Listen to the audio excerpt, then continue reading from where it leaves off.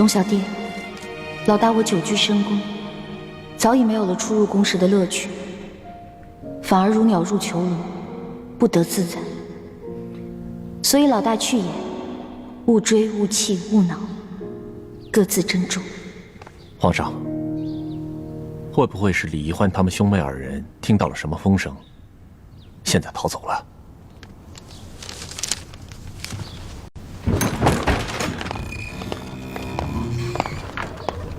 皇上，李太医来请平安脉了。宣，这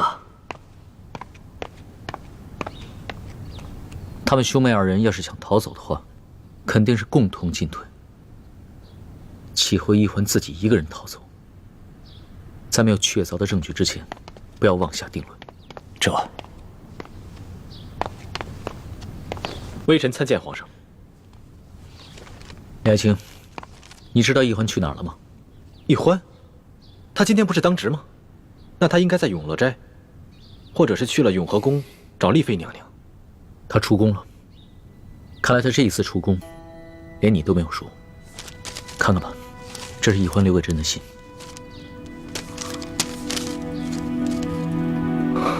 欢梅，想不到你居然会不辞而别。李爱卿，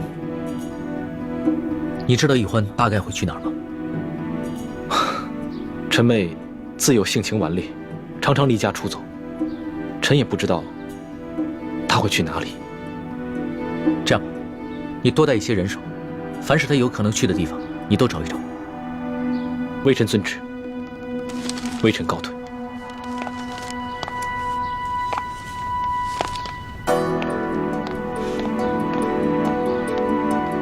奇怪，这易欢为什么会连他哥哥都不说，就一个人出宫了？皇上，也许是世淑姑娘的未婚夫有消息了。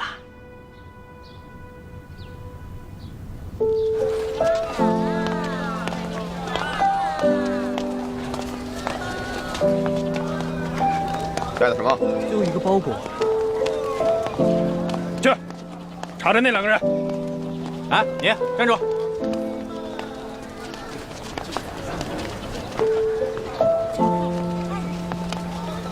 龙小弟，主哥哥，对不起，我不想再夹在你们中间左右为难了，我也不想光复大明了，我要去过自己的逍遥日子了。你说什么？易欢出走了？是，他没有告诉我，也没有告诉义父和诸位师长，只留给康熙一封信，说是厌倦了宫里的生活，想要出去逍遥自在。这不应该啊！小师妹虽然平时任性，但她在大事上从来不糊涂。她怎么可能突然放弃任务，不跟我们说一声就走了呢？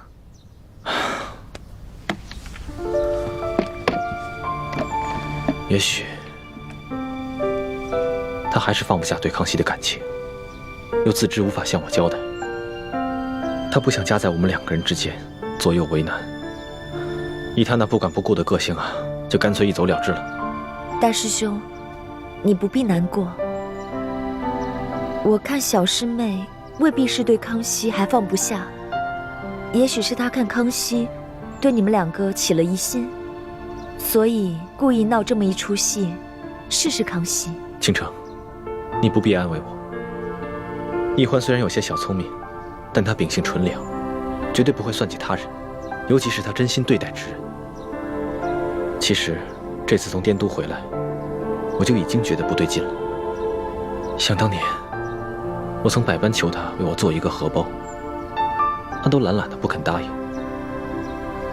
可一看到他给康熙绣的那个荷包，虽然针法拙劣，却显然极为用心，我就什么都明白了。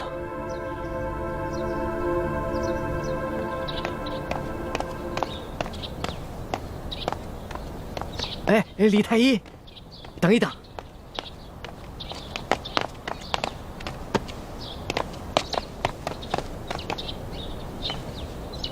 建清，你不要再找易欢了，他已经离开紫禁城，他的离开对我们大家来说都是好事。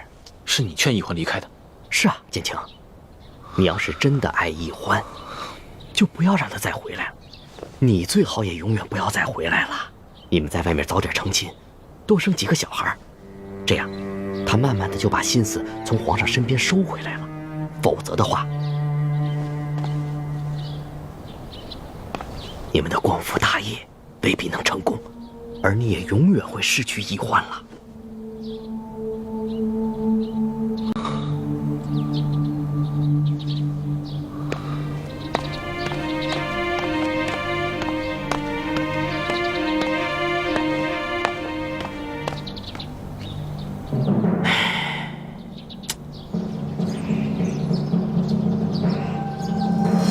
怎么，皇上出宫了？皇上一看到李易欢的信，就跟丢了魂儿似的，居然命妾身的叔叔带着几个侍卫随他出宫去追寻李易欢了。真是不成体统啊！易欢，走吧，走得远远的，再也不要回来了。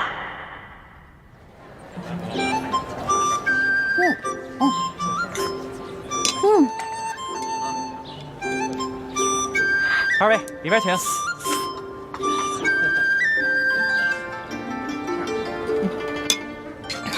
这菜不错，放这儿吧。客官这边请。来。哎，小二，有没有环境好点的雅间儿？啊，这边。来，来一杯。客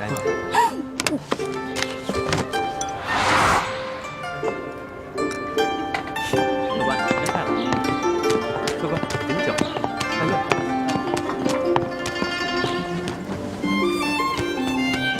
烤鸭来了。兄台，拼个桌。不行，那边不是有地儿吗？你去别的地方吧。二位，您的烤鸭。老大，是你吧？不是我。二位慢用。你这个黄庭坚的真谛还是我送给你的呢。不过老大确实讲信用，没有把我给你的扇子拿去当了卖钱。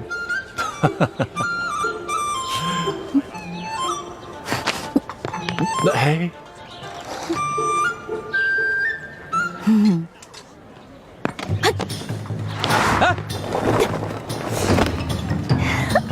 老大，哎呀，主子，不能跳啊，太高了。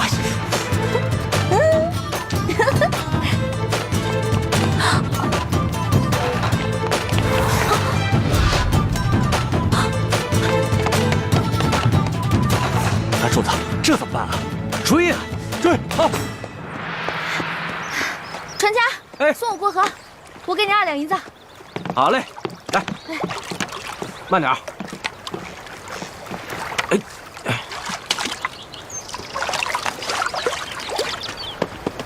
哎，主子，慢点！哎，船家，我们要上船。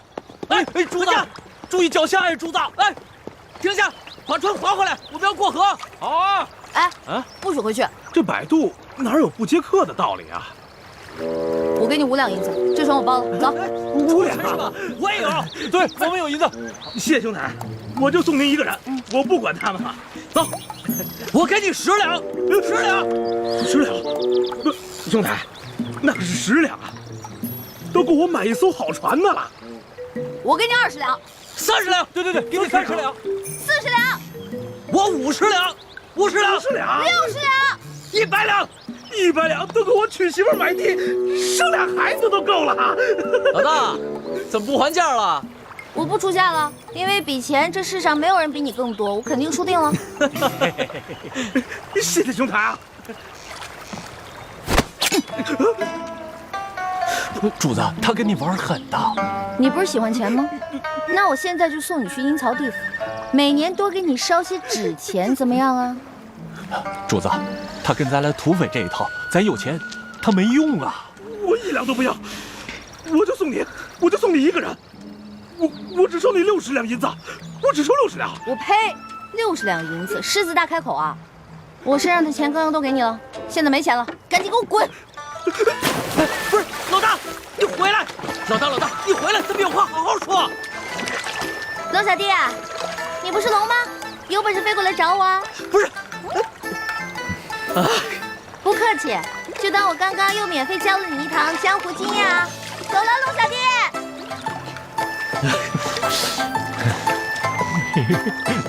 你笑什么呀？找船去啊！哦，哎呦，皇上啊，这儿就这么一条船，没船了。你怎么这么没用啊？主子，东边客栈找遍了，没有。主子，西边也找过了，没有。南边也没有。北边没有。行了，你们都下去吧，再接着找啊。是。用点心啊。主子，会不会是淑姑娘她根本就没在这镇上休息，连夜就赶路了？不可能，她你还不了解吗？绝对不会亏待自己的。这倒是啊。不过主子，她是不是因为没有钱，所以就不敢住在这些酒楼、客栈什么的？那倒是有可能。索图，这行走江湖有什么钱生钱的办法没有？在江湖行走，这钱生钱有4个办法：1偷2抢，3做工，剩下的就是赌博。行了，我知道他在哪儿了。我要他！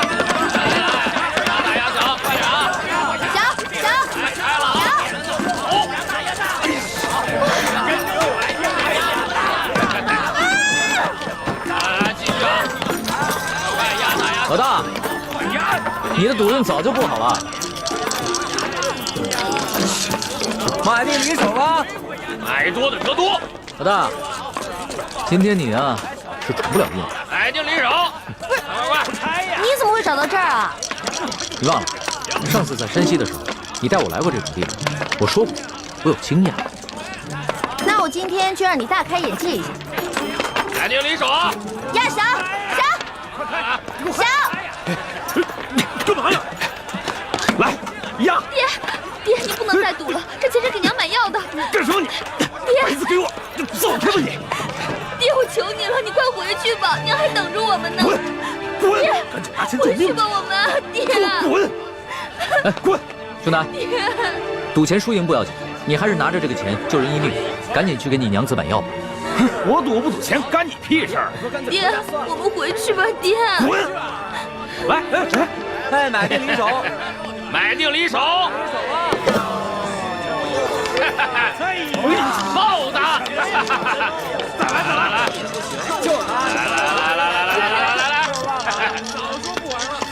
老大，我就说吧，你的运气不好啊。我就说我刚才赌的时候，我眼皮子一直在跳。要走你自己走。原来是你这个没心来了。别拉我！我说老大，这赌桌上的赢才是最重要的，你哪能怪这怪那呀？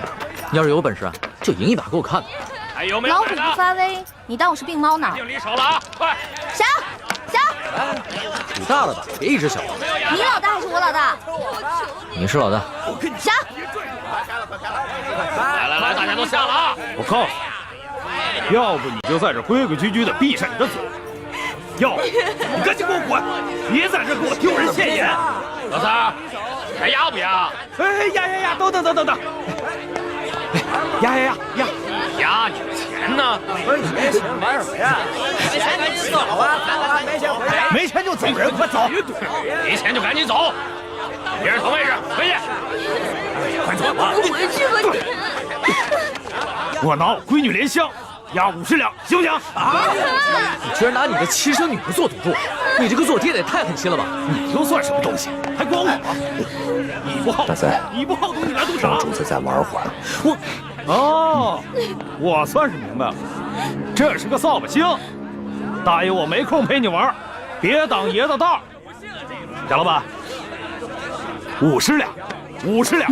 这里没人把你当皇上，你看，不光我把你当灾星，还有别人把你当灾星。现在把我当灾星，没准一会儿就有人把我当救星。愿赌服输，来。好，既然如此，大还是小？小。买定离手了。拿什么闺女？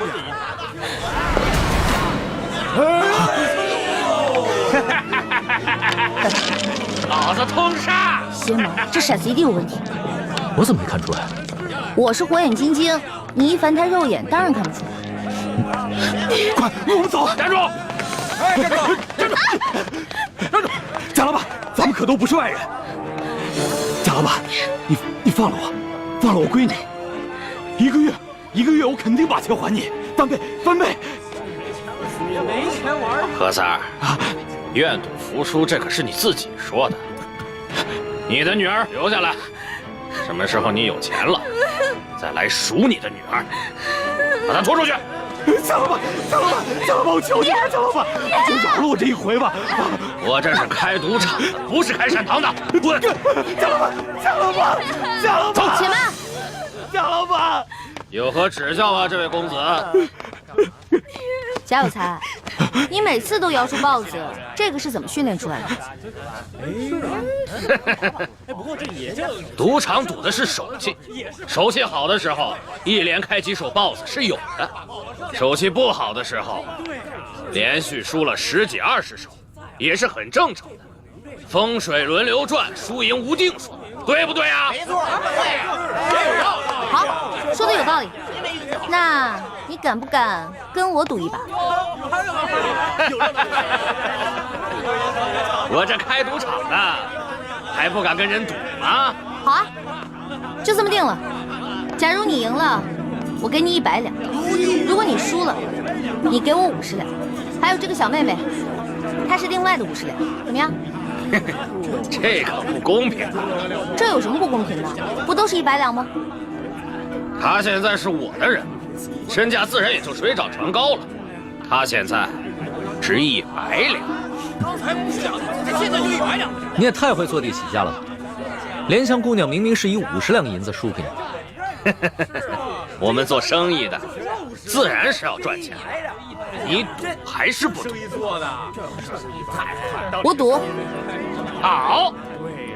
哎呀，走！莲香，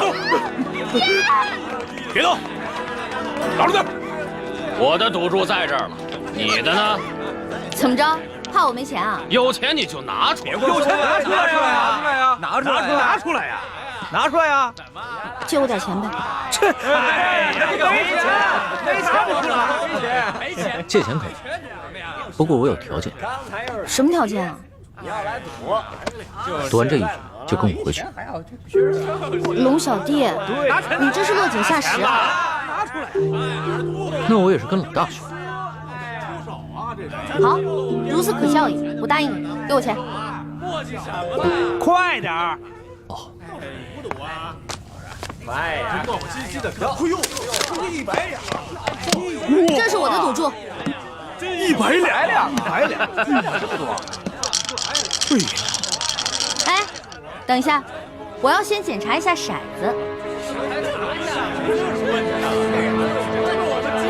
检查就检查，我这儿从来不弄虚作假。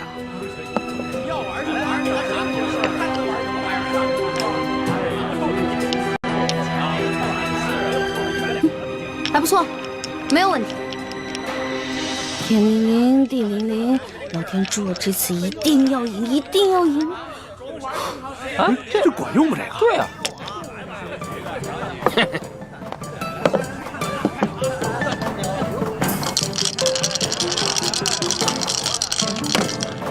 我压大，你压大，那我只能压小喽。小，我也压，买定离手。等一下，在你打开之前呢，我要先求一求神仙。这能赢吗？这可以。老天啊，老天，请保佑我这次一定要赢，请保佑我这次一定要赢。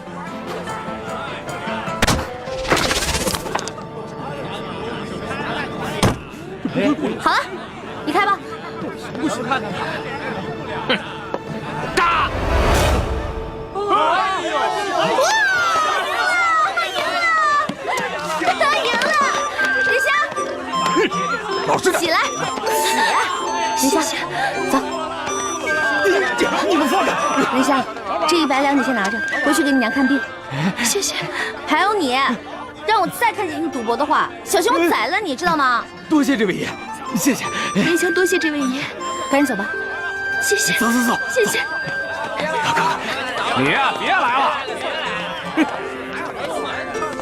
老大，你这一出英雄救美唱的，这莲香看你的眼神都不一样了。这回知道了吧？老大我比你有魅力多了。那是，我们老大的魅力是最大的，小弟我都快被你迷死了。老大，咱们回去吧。慢！哼！哎呦，这大赛，竟然敢用水银闪不良幻术，被他们给发现了，我们只能来硬的了。哎呦，陆老千！扇子是他给我的，你们找他。喂，老大，慢着！陆小弟，我走了，失陪了。哎呀！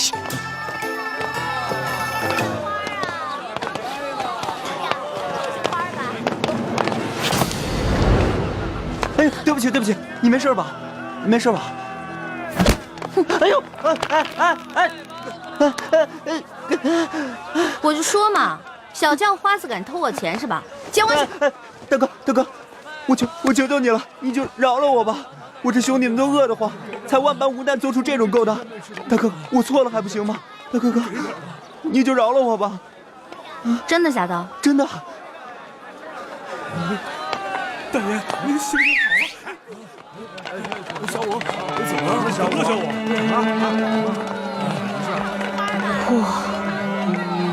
我们都是流落在京城附近的灾民，已经好多日子没有吃过一顿饱饭。对呀，是啊，快饿死了，我也没吃饭，好久没吃粮食了，确实饿死了。行吧，你们跟我走吧。大哥，你这还要送我去见官？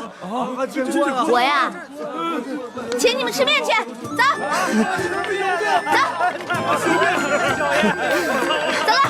走，吃面去了。谢谢啊，谢谢。慢点，还有呢，慢点吃啊，不着急啊。大哥哥，你真好。哎，可惜我身上没什么钱了，不然的话，我请你们去对面这家酒楼吃饭了。哎，对了，你叫什么名字啊？哦，我姓武，家里排行老六，叫我小武吧。小六也行。小武，我姓易，你以后叫我易大哥就行啊。小武代表兄弟们，多谢易大哥。哎，大家都别客气，从此以后啊，咱们就是兄弟了。快坐，快坐。您慢走，您慢走。好好吃。哎，这位小爷在这儿摆阔呢，请这些叫花子们吃面。你是谁啊？跟你有什么关系吗？哎呀，大哥哥，这个老板姓钱，叫富贵，他呀平时最喜欢摆阔气，怎么样？以戏弄穷人为乐。最近啊，城里来了好些灾民，他就做了肉包子施舍，是吗？但是得跪下磕头叫他声爹，叫我一声他才能给一个。前几日他还想戏弄我们，被我们给骂回去了。没想到这不在这儿贺年大哥哥请我们吃面，他心里啊自然看着不舒服。哎呀，这一碗面能顶几个时辰？上我家酒楼，天天有热包子施舍。小五，你知道规矩，叫你们兄弟跪下给我磕个头，叫我声爹啊！钱富贵，我们这些叫花子，膝下也是有黄金的，我们宁可沿街乞讨，也不可能跟你下跪。哎呦呵，叫我们这么多人给你做儿子，你也不怕折了寿？哎，说得好，说得好啊！贫贱不能移，威武不能屈，我就喜欢你这样的。哎哥，我和你也是一见如故，以后啊，要是有用得着我的地方，尽管来找我。当然了，咱们以后就是兄弟了，你知道吗？我平时啊最看不起那种有几个臭钱就觉得自己了不起的奸商。你说谁奸商？哎，谁听着耳朵刺耳，谁就是奸商啊！我说你了吗？听着刺耳吗？那你就是奸商呗！哎，大家看啊，他这是不打自招了。你从哪个犄角旮旯里钻出来的？奸商！敢到太岁头上动土？你看他那样。老大，终于找到你了。你这个小弟大人怎么又找来了？你在这儿请全城的叫花子吃面，一下就传开了，我听到就过来了。你来也没用，你又不是叫花子，我不会请你。哎，你怎么这么没良心啊？你惹了祸，我帮你摆平了，你现在过河就拆桥啊？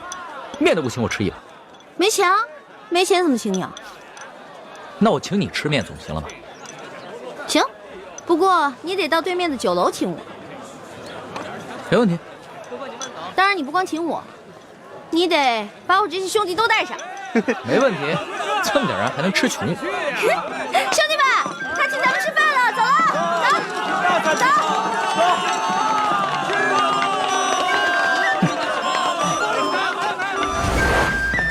哎呦呵，还真在爷面前摆起阔来了。你以为这城里就你有钱啊？我告诉你啊，把你酒店里好吃好喝的都给我拿出来，让我的兄弟们吃饱喝足，知道吗？好酒好菜倒是有，本酒楼的规矩可不跟外边的小面馆一样，先看一下口袋里的银子够不够，别吃完饭不够付钱的。哎，我说你眼睛是不是瞎了？我小弟这身打扮像是那种吃了饭不给钱的人吗？这可不好说，我们这酒楼开了那么多年，见的人也多了，这装模作样过来骗吃骗喝的可不是没有。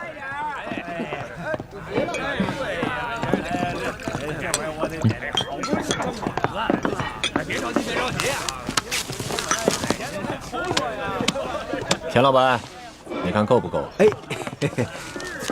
哎呀，够了。小二，来上菜。好嘞，好嘞。钱老板，听说你长期施舍肉包子给穷人，但是有一个条件，就是要让他们跪下来喊你一声爹。我是生意人，又不是这些穷人的爹娘，我每天给他们包子吃，救他们的性命，难道不是他们的再生爹娘？龙小弟，这种人别跟他讲道理，直接比谁钱多最有效。老大说的对，钱老板，那我就跟你比一比谁的钱多。要是你的钱没我多，不管你以后行不行善，若是要行善，就不能提任何条件，也不能以欺负穷人为乐。我不止这一家酒楼，这城里所有的酒楼还有珠宝行都是我们钱家的产业。头头，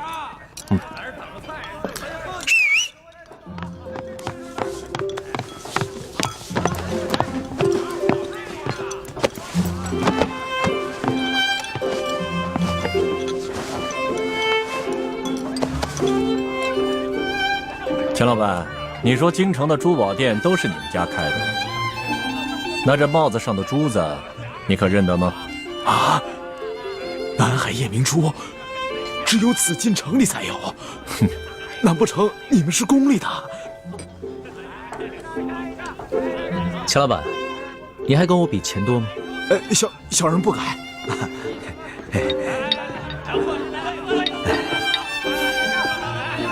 钱老板，一个人可以有钱有势，却不能无良无德，更不能无法无天。对，就算你有万贯的家财，也可能在一夕之间化为乌有。是，我说的话你听明白了吗？听明白了。小人日后日日行善，再不敢欺负穷人了。好，替我老大好好照顾这帮兄弟们，下去吧。是。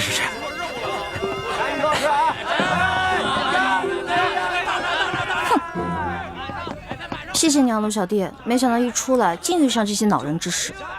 那现在摆完阔了，等会儿请你的兄弟们吃完饭，可以跟我回去了吧？不行，我还想再玩几天。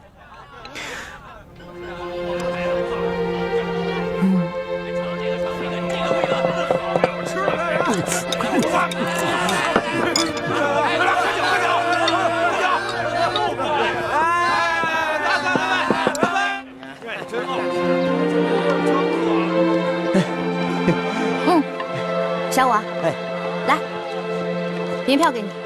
记住大哥跟你说的话，让兄弟们拿这些钱做些生意，自食其力，别在街上流浪了。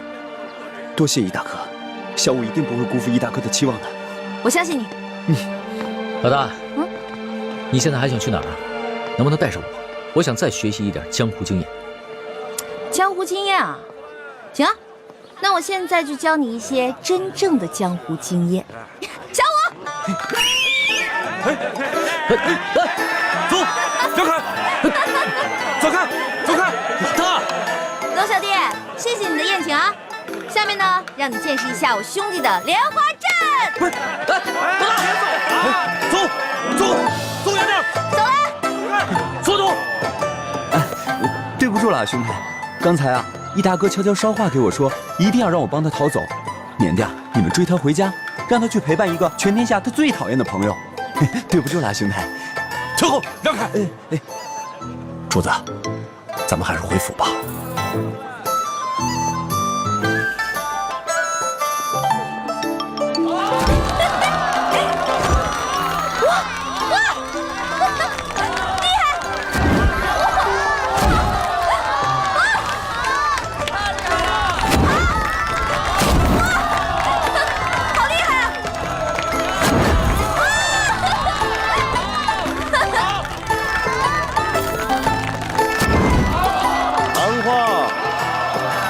糖画了！哎，这个好玩，这怎么弄的呀？啊，在这儿画的。我看，糖画。这是糖画啊！谢谢啊。啊。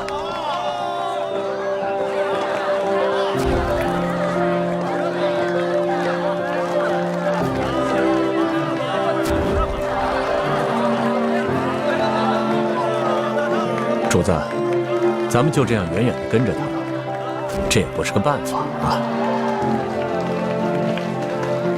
随他吧，在宫里憋了那么久，好不容易出宫一趟，不玩个尽兴啊，他是不会回去的。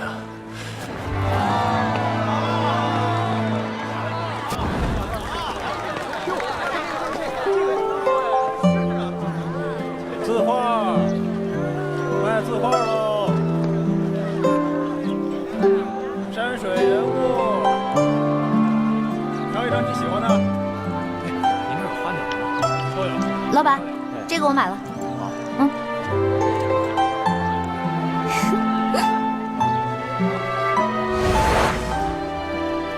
这个像我，这个像龙小弟。不对，龙小弟的眼睛没这么小。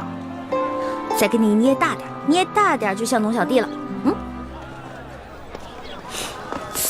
真的假的？我有这么丑吗？你是人是鬼啊你？你怎么老阴魂不散的跟着我呀？你是人我就是人，你是鬼我就是鬼。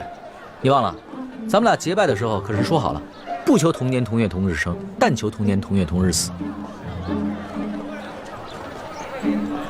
猪哥哥，你怎么来了？嗯。喂，哎。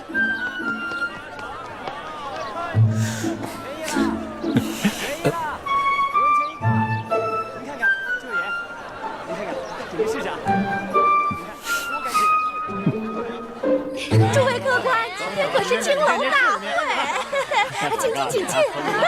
全城最美貌的女人都在呢，有眼光。是的，哎，这位小哥，进去玩玩吧。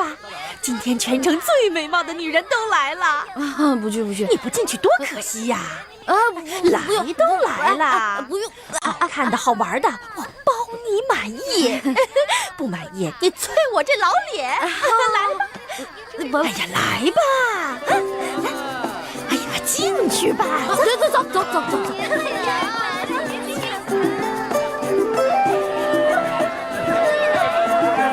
大家把酒都满上，喝呀！快喝呀！来，江江河，我上去了啊！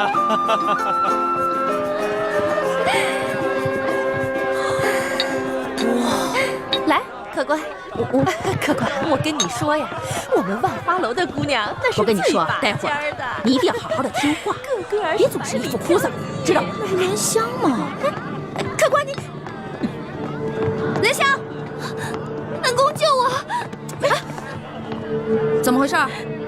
恩公，我爹把你给的钱又输光了，然后100两帮我卖到了杏花楼。喂，怎么，你们认识啊？能不能把他放了？你说什么？放了他？你是不是开玩笑啊？他是我花了100两银子买回来，代表我们杏花楼来万花楼选花魁的。我要放了他，谁来代表我们杏花楼扬名赚钱呢？那你要多少钱才能把他放了？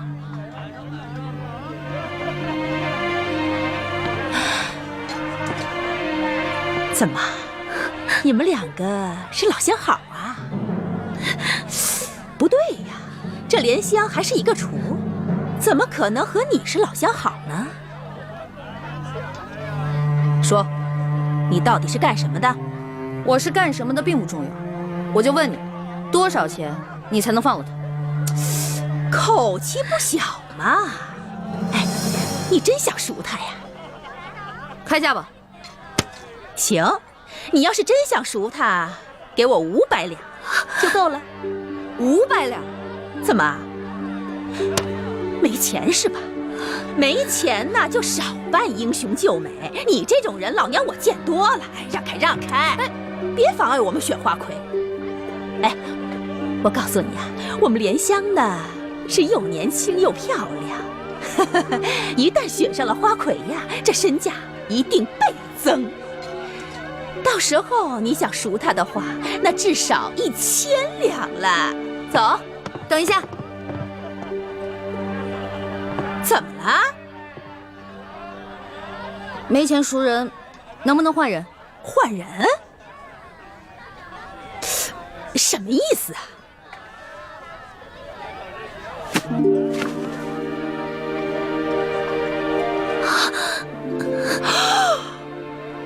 用我换他。我这做了一辈子的生意呀，我差点走了眼了我。没想到你也是个厨啊，还是一个比莲香更美貌的厨。好，你要换她是吧？我答应你。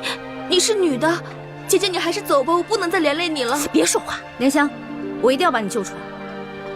我们走吧。你这个人呀，太神秘了，我可得小心一点。这万一你中途要是跑了怎么办呢？我可以放他。不过啊，是在你帮我选了花魁之后，我再放了他。好，一言为定。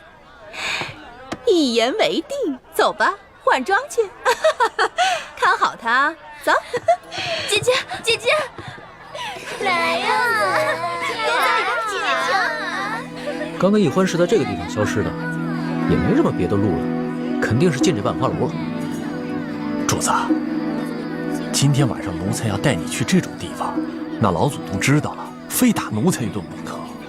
此事你不说我不说，老祖宗怎么会知道呢？可是，行了，别啰嗦，进去。哎呀，是，守着点啊，别动啊！都在这好好等着。哥。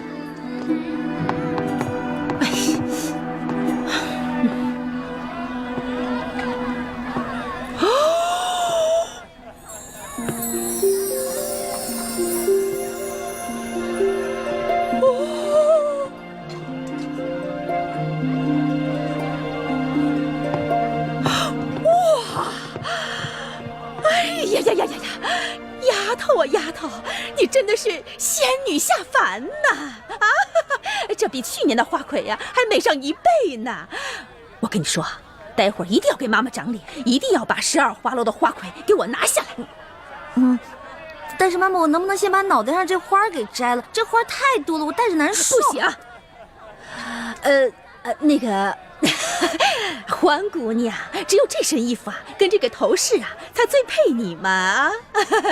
走，其他候选人都到了，就差你了，快点！到你了，就差你了！成了，你等会儿。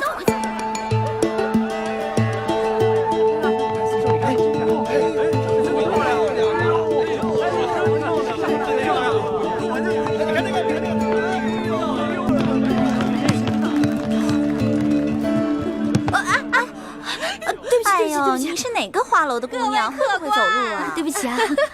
今天全城12大花楼的家人都到齐了，花魁比赛正式开始。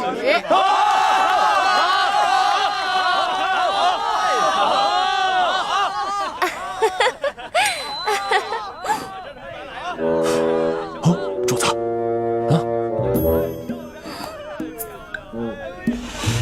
不好，龙小弟追来，这下麻烦了。现在我们有请上一届的花魁，是谁呀？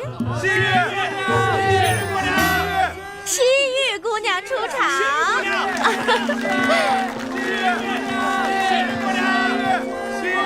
这个丫头，真是风不惊人死不休。是啊，不过她这样还真好看。是啊。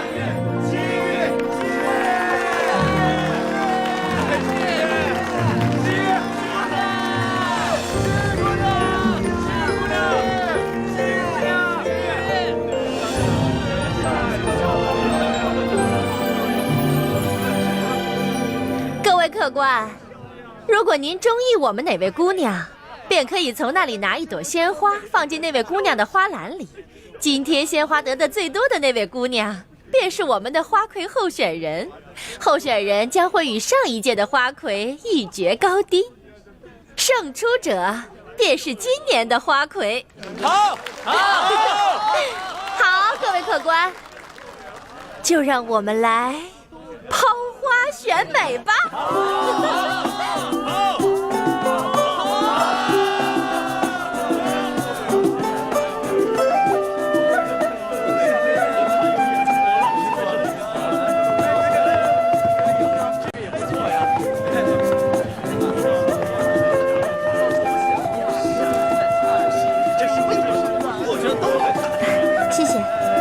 谢谢你的花，谢谢，谢谢你的花，谢谢，谢谢你的花，谢谢，谢谢谢谢。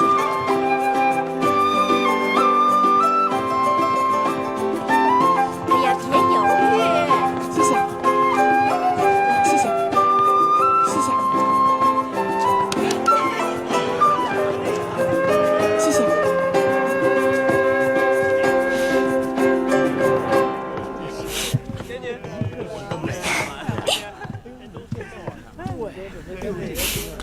等会儿再跟你算账。多谢这位客官捧场。这朵花是不会给你的。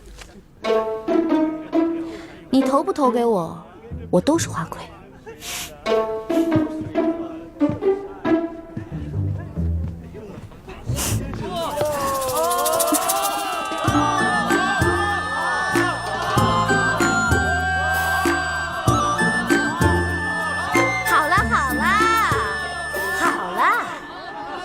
各位客官，经过激烈的抛花选美，结果是……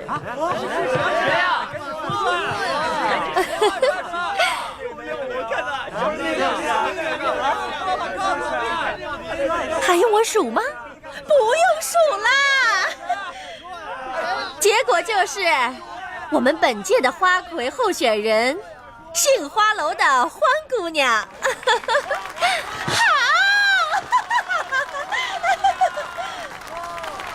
现在由上一届的花魁西域姑娘与本届的候选人欢姑娘进行歌舞比试，谁得的鲜花最多，谁就是本届万花楼的花魁。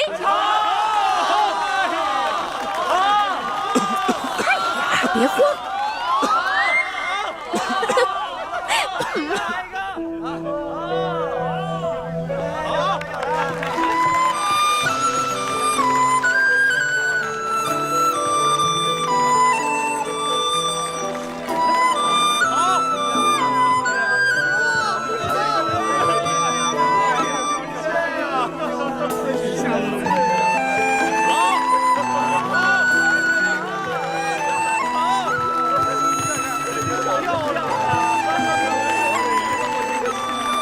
这位客官，可否借一下你的宝剑？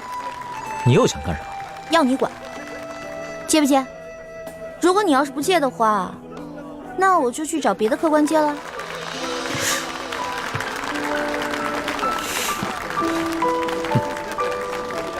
这，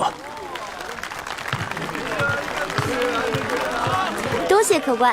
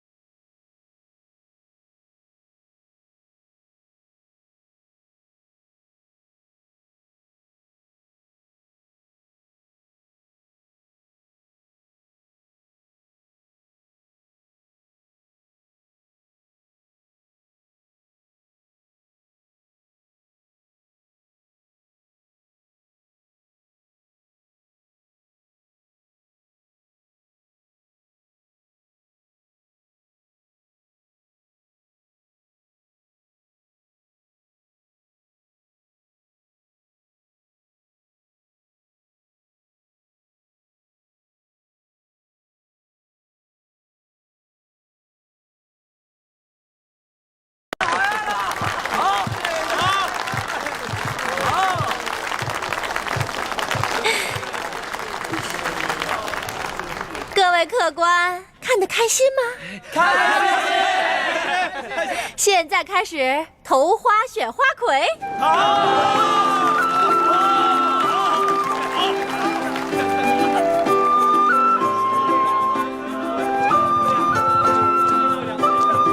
呀，别着急，一个一个来。谢谢。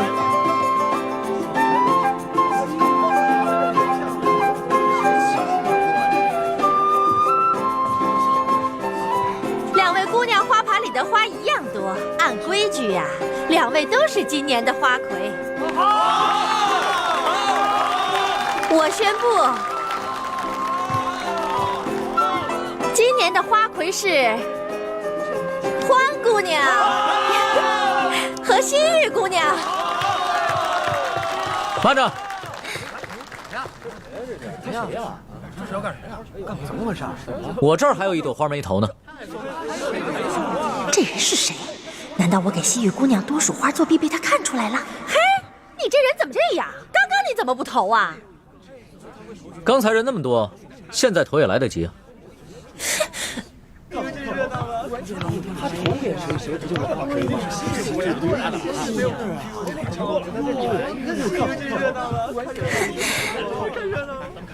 那你这花儿打算投给谁呀？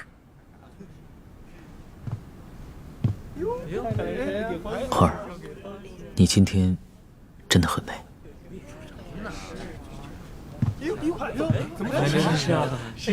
哇！西域姑娘花盘里的花比欢姑娘多上一朵，所以今年的花魁还是西域姑娘。哎呀！今年的花魁，西域姑娘。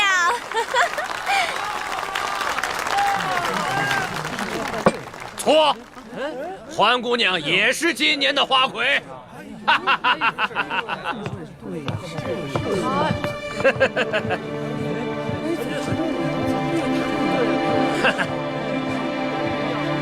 我这儿也有一朵花没投，他们现在两个人的红花都一样，所以两个人都是今年的花魁。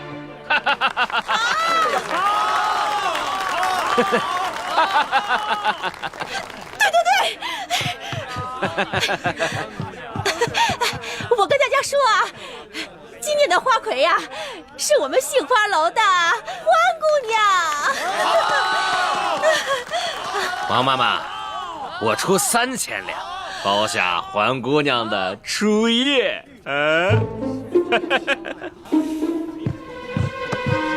可以啊，贾老板，不过你得先把钱给我。应该的，应该的。贾老板更有钱的嘛。那是自然，我爹是直隶首富。把蓝香给我放了。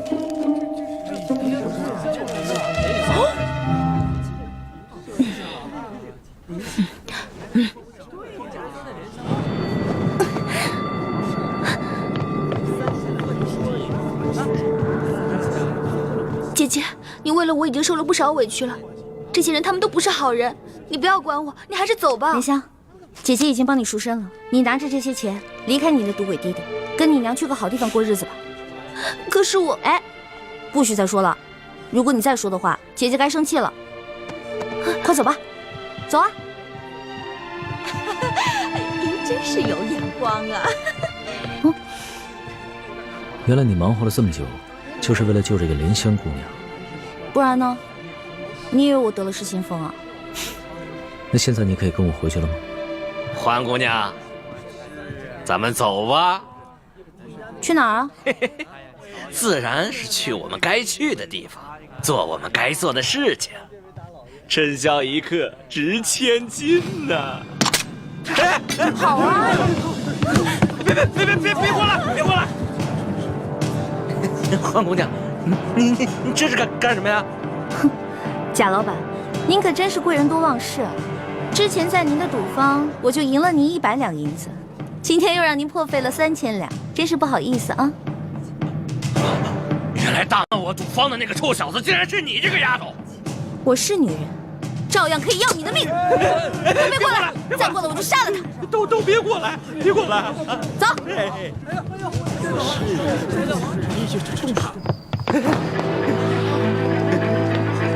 走。有话好好说啊！你们别过来啊！别过来！黄姑娘，你这……走！哎呀！老袁，愣着干什么？追呀！追！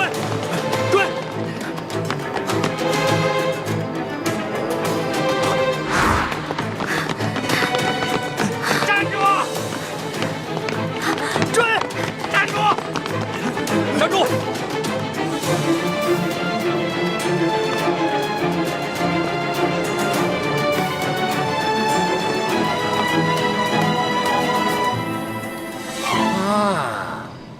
我认出来了，你就是那天和欢姑娘一起大闹我万历主坊的小子。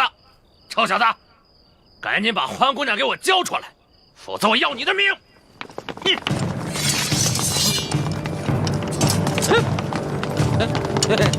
各位官爷，是不是搞错了？我可是直隶首富的儿子，我叔叔是京城的二品大员。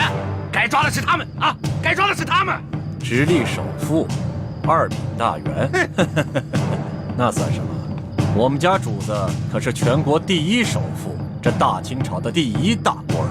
哎呀，大清朝第一大官儿，你以为他是皇帝老子呢？啊！贾老板，很不幸，你猜中了，我们家主子正是当今皇上。不是。跪下！万岁爷饶命！万岁爷饶命啊！万岁爷，小的有眼无珠，有眼无识泰山。你大人大量，放了我吧！左图在，把这危害一方的恶霸拿下，送到刑部审问，再查一查他的叔叔和爹爹是不是做过什么违法乱纪之事。这，把他那爪子给我剁了！住！哎呀，万岁爷，饶命啊！万岁爷！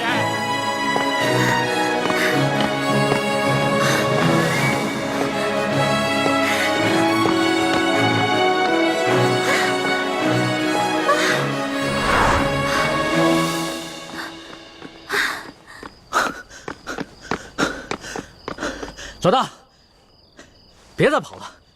出宫这么多天，你还没玩够啊？你别过来啊！你要是再过来的话，我还是会逃的，你根本就追不上我。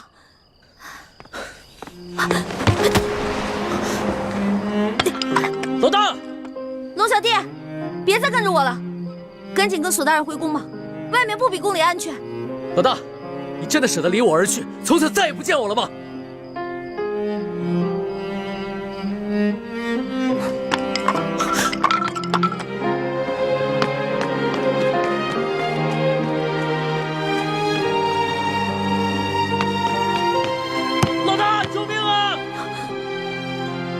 我怎么听到龙小弟的求救声了？龙小弟该不会使诈吧？可是万一他真的遇到危险怎么办？不行！住手！龙小弟，站住！你再过来，我就杀了他！好，我不生气，你别动他。这位大哥，你到底是谁啊？你为什么要杀我的龙小弟啊？你不用管我是谁，若要让我放了他，就拿你自己的命来换。老大，你快跑吧，别管我，你不是他的对手。闭嘴，别说话。这位大哥，你是哪条道上的呀？不妨说出来听听嘛。你想要多少钱，我都可以给你的。我要的不是钱，现在你和他只能活一个，你们谁死谁活，你自己选。老大，你快跑！你跑了我还能有救，要不然……哎，你别掐他！不是，这位大哥，咱们无冤无仇的，你为什么一上来就生死相逼呢？你是不是想要钱啊？你想要多少，你告诉我，我肯定会给你的。休再啰嗦，我要的不是钱，你和他只能活一个，谁死谁活，你赶紧选。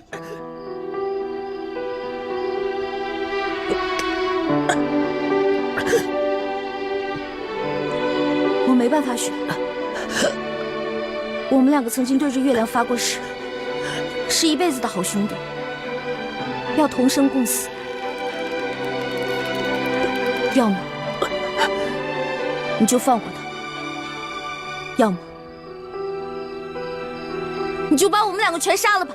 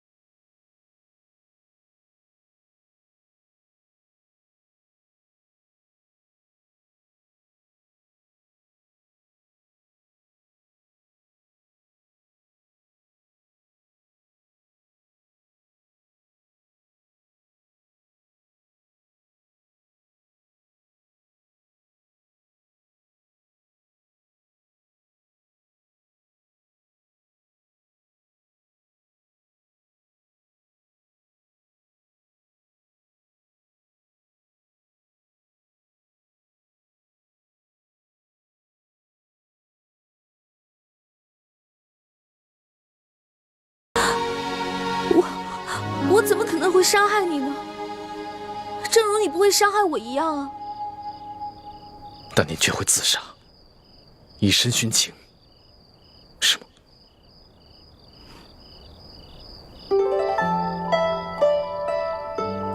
你想听我说实话吗？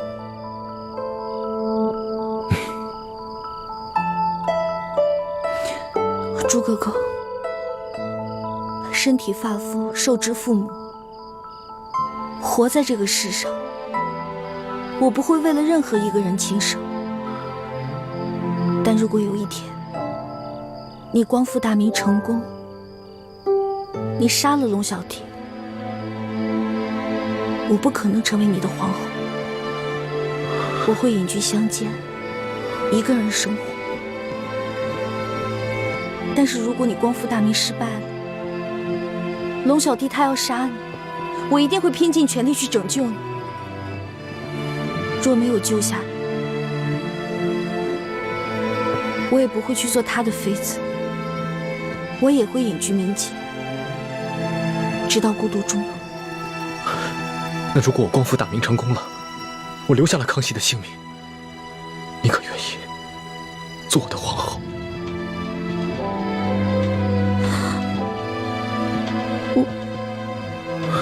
算了，我不逼你了，我不想看你为难的样子。如果那个时候光复大明真的成功了，我也听凭你的意愿，绝不勉强。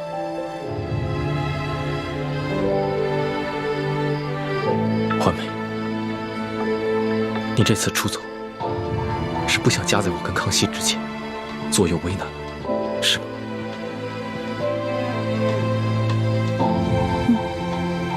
但你还是放不下他，否则，以他那点追踪的本事，他不可能一直跟得上你。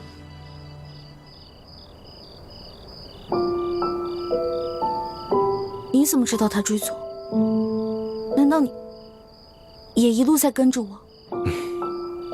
你这次出走，大家都很担心你。对不起，朱哥哥，我错了。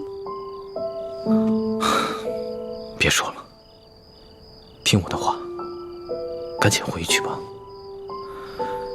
我答应你，如果我光复大明成功了，我不杀康熙。至于到那个时候，你还愿不愿意嫁给我，都听凭你的本心。我绝不勉强你。但是，如果我光复大明失败了，我被他杀了，我对你只有一个要求。什么要求？我不想看到你一个人孤独终老。如果那个时候，康熙还愿意不计前嫌接受你，你就放下一切过往，做我的吧。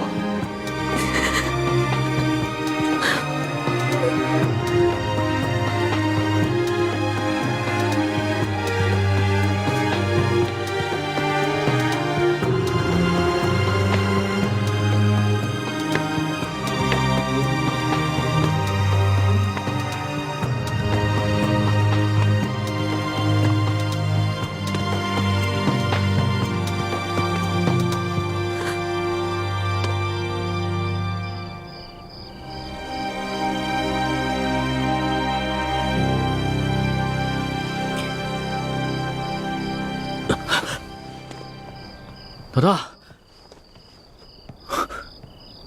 我们还活着吗？孩儿都死了。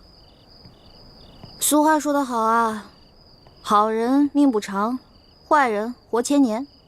你怎么可能那么容易死啊？我有点晕，你先让我躺一会儿。起开，别再装了啊！不是，哎，老大，谁救了我们呀？谁救了你？当然是老大我了。不可能吧？那个黑衣人的武功，你根本就比不上。我在他手底下，最多也就过3招，你最多10招了。不能智取啊！我打不过他，我想招啊，我聪明啊，我在我手上抹毒，我跟他过招的时候，把毒药趁机抹在他手上，结果他就中毒了。所以啊，他为了换取解药，就把我们2个放了。现在指不定在哪个地方运功排毒呢。要这么说的话，我就信了。论起这旁门外道啊，我老大绝对是天下第一。老大，你又救了我一回，你要怎么感谢你啊？别缠着我就行，我就谢天谢地了。你还没玩够啊？老大，我知道你是觉得我听信了宫里的谣言，所以才生我的气，是不是？我保证，我以后再也不听信谣言了。真的？真的，我不仅是你的龙小弟，我还是真龙天子，金口玉言呢。那我也不想再回到那个大鸟笼子里了。你不回是吧？你不回，别怪我赖账啊。赖什么账啊？在山西的时候，我可是欠了你一大笔账。我的利息可高了，你还得起吗？老大，你可不要趁火打劫啊！趁火打劫？全天下哪有你这个皇上厉害？大明内乱，你们大清趁机占领了大明的整个江山，老百姓刚刚经历了战乱，想过上几天好日子，可你们呢？朝中权贵搞起了圈地，各地的官吏设置了各种关卡，变相的收取各种赋税，你们这才叫做趁火打劫，一本万利的勾当呢！我怎么了？我说错了吗？我说的都是实话。龙小弟，其实这就是我要的利息。你要记得曾经答应过我的那些话：消除贵族特权，割除积弊，整顿吏治，让全天下的老百姓过上好日子。好，我答应你，这个利息我一定还。你就不想监督着我把这笔账给还了？皇上果然是天底下最无赖的人。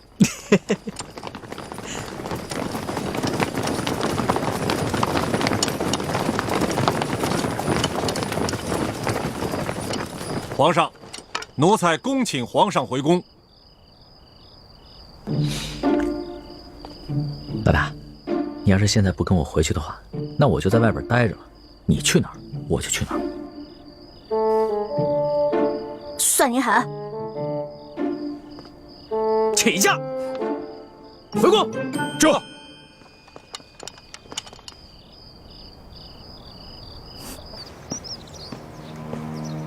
奴才索额图，给皇后请安。听说昨晚紫禁城所有的宫门大开，皇上大摇大摆的接着出走的李易欢回宫了。皇上就是要这样大张旗鼓地告诉我们，他相信李易欢，宠着李易欢，然后让我们所有人都闭嘴。哼！当年唐玄宗为了迎回杨玉环，也是这般深更半夜大开宫门。